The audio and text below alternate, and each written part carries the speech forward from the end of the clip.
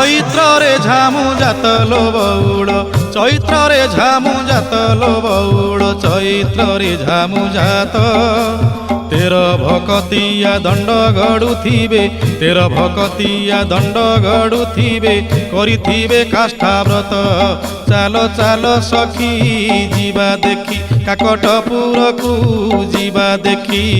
ଅପୁତ୍ରୀ କି ପୁତ୍ର ଅନ୍ଧକୁ ନୟନ ଦିଏ ମା ମଙ୍ଗଳା ଯାଚି ବଉଳ ଲୋ ଦିଏ ମା ମଙ୍ଗଳା ଯାଚି।